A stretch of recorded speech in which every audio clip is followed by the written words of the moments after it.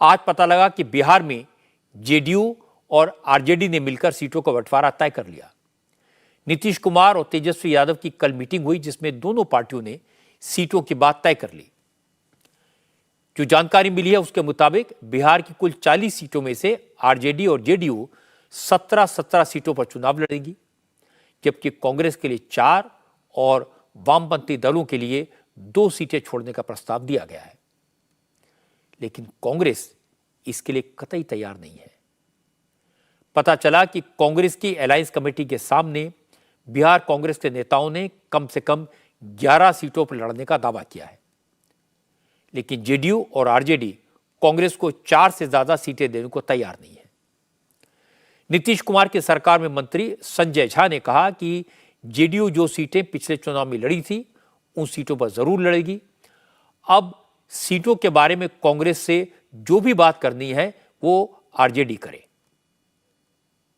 कांग्रेस से जो भी तय करना है वो आरजेडी के लोग बैठकर बात करके तय करेंगे और फिर जेडीयू आरजेडी बैठ के तय कर लेंगे। बिहार में बहुत दिक्कत नहीं होगी। 16 तो हम लोग सीटिंग है ही ना भाई, इसमें कहाँ वो है।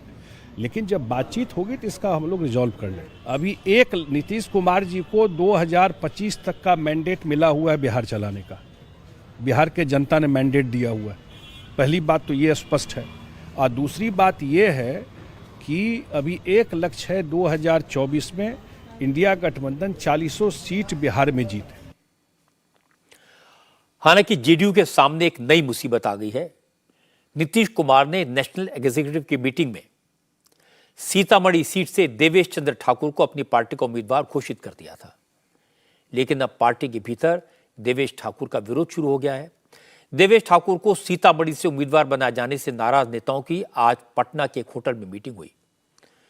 इस मीटिंग में जेडीयू और आरजेडी के कुछ एमएलसीज और सीतामढ़ी के सांसद सुनील कुमार पिंटू भी शामिल हुए। जेडीयू के एमएलसी रामेश्वर महतो ने साफ साफ कहा, जब तक सबकी सहमति से फॉर्मल अनाउंसमेंट नहीं होता तब तक वो ठाकुर को कैंडिडेट नहीं मानेंगे। उन्होंने कहा, देवेश ठाकुर महागठबंधन के नेताओं का अपमान करते हैं, ऐसे आदमी को उम्मीदवार कैसे मान लिया जाए।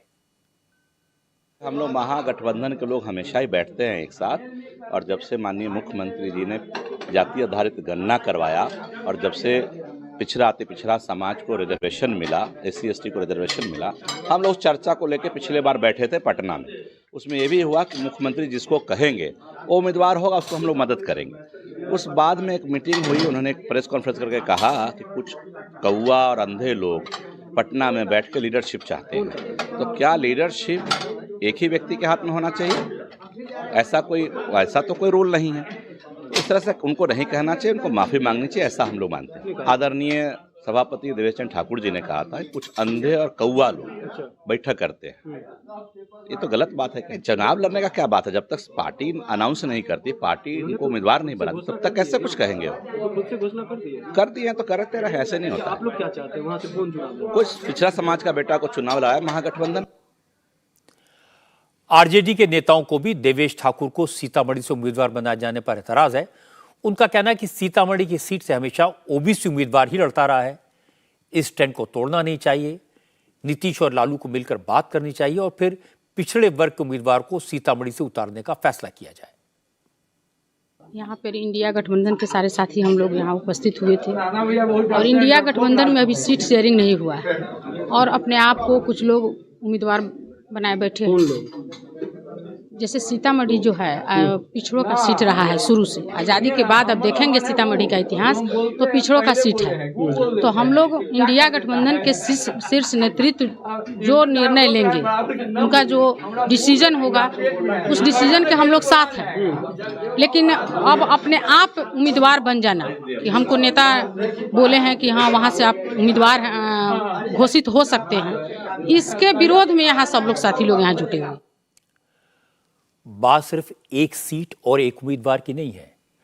असल में नीतीश ने कांग्रेस पर प्रेशर बनाने के लिए सीतामढ़ी सीट पर उम्मीदवार के नाम का ऐलान कर दिया था।